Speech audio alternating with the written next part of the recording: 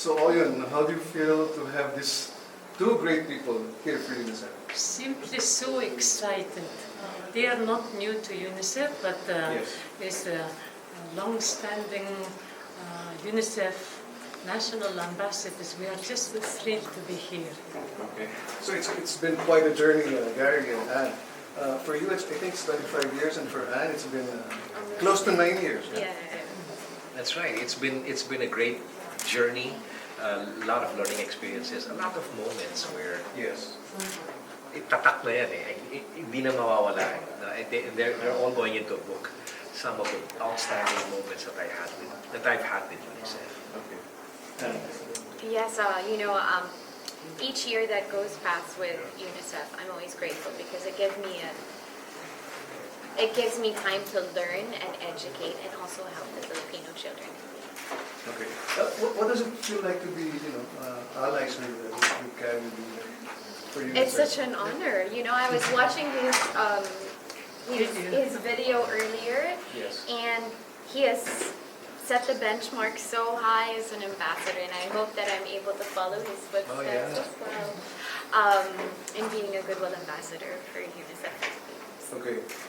And for Anne, it's quite a partner also. No, when they told me that Anne was going to be a part of it, I think I remember telling Angeli, I smiled and I said, she's the perfect one to be a part of this. People love Anne, okay?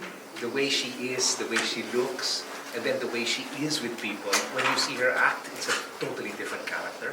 When you see her on Showtime, it's part of who the real Anne is.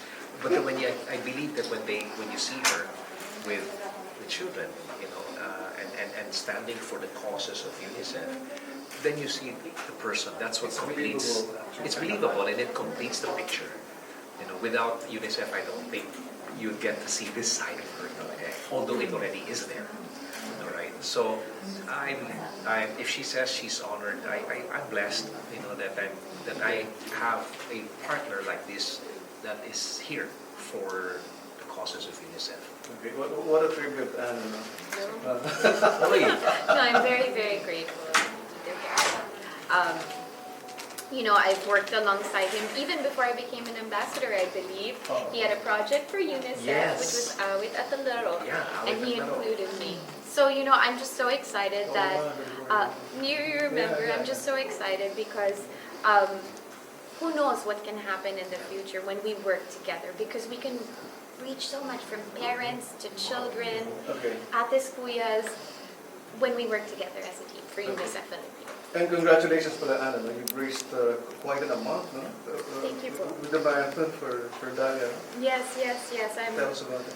I'm just so very happy that each time that I'm given this opportunity, it ignites the spirit of giving in other Filipinos to help Filipino children. And I'm so happy that whenever this happens, they're so game to be part of it. But it just goes to show that everyone wants to help Filipino children given the opportunity and chance to. Okay. Gary, you've had an array of advocacies, no, with UNICEF.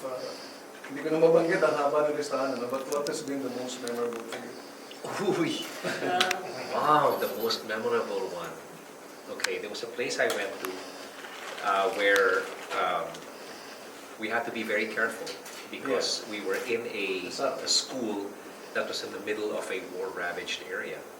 And I remember the head of the school said, when we arrived, we were given little booklets from some parents, booklets of the stories of how the people in the mountains at that time, the NPA, would come down and surrender their arms. And why? Because the school was situated in such a way where the rebels whoever they were up on the mountains could actually see their children going to school and witness them graduating. And I said, wait, you mean they're the ones up there? And the head would go, no, don't point. But they're watching us. So I was doing all of these things in the school and they're watching. What's this UNICEF people doing there? But they said that when they see the daughter or the son dressed up for the graduation, some of them come down the mountains, no questions asked, they just give their arms and that's it. And that for me was one of the most memorable. That's actually going into the book. That's one of the events that gripped my heart. We were going up. We were being guarded by military people, and then we stop somewhere. All of those military people go down, and another group of military people come in. This is a totally different group, and there was peace. So it gave me hope that, listen, if peace can reign like this for children, then it's got to be something that we must be fighting for. What an inspiring tale. It's really an inspiring story. It's absolutely inspiring story. I can just mention with regard to Gary, you were visiting one of the provinces in Guam, and after your visit, every time we go to the field, young people will demand from UNICEF when Gary would be visiting. So we were a little bit in trouble too. We couldn't promise, we couldn't confirm or reject. But to me, that was one of the beautiful evidence that I could see how goodwill ambassadors can communicate, engage. It's not about singing and dancing. They were so much related. They were practically demanding of you from me. Hindi ko na ibabalik yung mic sa'yo. Well, there's a commitment on your part, of course. Well, all I'm going to say is we have to meet. I need to know where this was. And then let's go. No, while I still can, while this body can still dance a bit, sing a bit, reach out a bit, then I must continue doing these things. Oh, he's only 28 na bata. Oh, Yeah, 29. only like 28. Okay, you've inspired a lot of mothers through UNICEF, to your breastfeeding. Yes. What is the most memorable and for you? As an ambassador? Yes. I think it's when I did my field visit and actually got to speak to the mothers. I learned so many stories. Some of them are very too private to share. But hearing firsthand their experiences, some brought me to tears, some made me laugh so hard. But these are the connections that you make as an ambassador that you carry with you for the rest of your life. So doing these field visits, those are truly memorable because that's when you hear firsthand and how you can make an impact in their lives. Very good. My last two questions. How has UNICEF enriched your life and increased your resolve to help? I've always been very passionate about helping children, but now I'm more equipped with knowledge of how we can further help Filipino children throughout the years to come because there's so much work that has to be done in our country.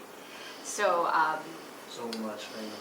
there's so much work that has to be done in our country. So I'm very happy to be working with UNICEF because they are on ground, they are willing to help, and they're here to educate all of us of how we can help the Filipino children.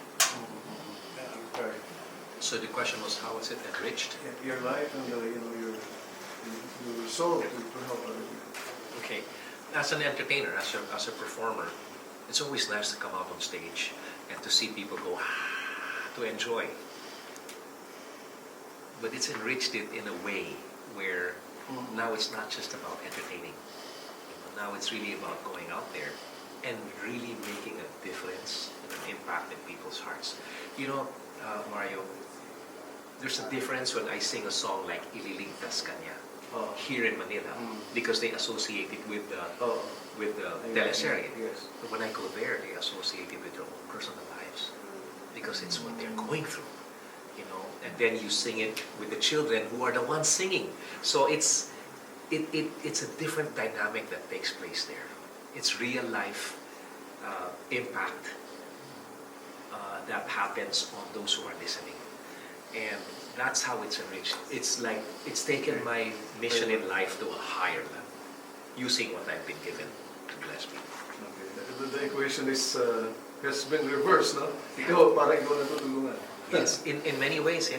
Okay. In many ways, I'm the one being helped because I go, I'm educated about the situations that people are facing, but then I sing and then they're like, wow, and they're still hopeful. There was one time I went to, after the Typhoon Yolanda, I went just to land. I saw all these blue rooftops, and these were basically all houses that were blown away, and they only had the tarpaulin to cover the roof.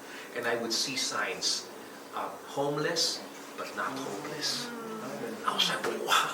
And they're the ones speaking to me, and I'm supposed to give them hope. But they're there smiling. No, Sir Gary, basta alam namin sa mga darating na buwan, we are going to rise above. These were students. Now, how can that not enrich a life like mine? You know, so those are just some of the stories. I know. So likewise, Anne, this is the way. This is the way. This is enriched their life. Yes, definitely. Even more so now that I'm a mother. Yes, that's another thought. Okay. Our message for Anne and Gary for renewing. It's a commitment. This is really a commitment. This is quite a responsibility. Not everyone becomes a national ambassador for UNICEF, and then these two people are really true, passionate, committed, and both speaking really to their core, to the heart, and then really instilling hope and really conveying very strong messages to parents, communities, children. They are one of the best who can deliver. Thank you so In much. the work we do in the Philippines, as far as UNICEF concerned, we really closely work with the governments, but they are also very good messengers for the community's children. So thank you so much to both of you. Thank you.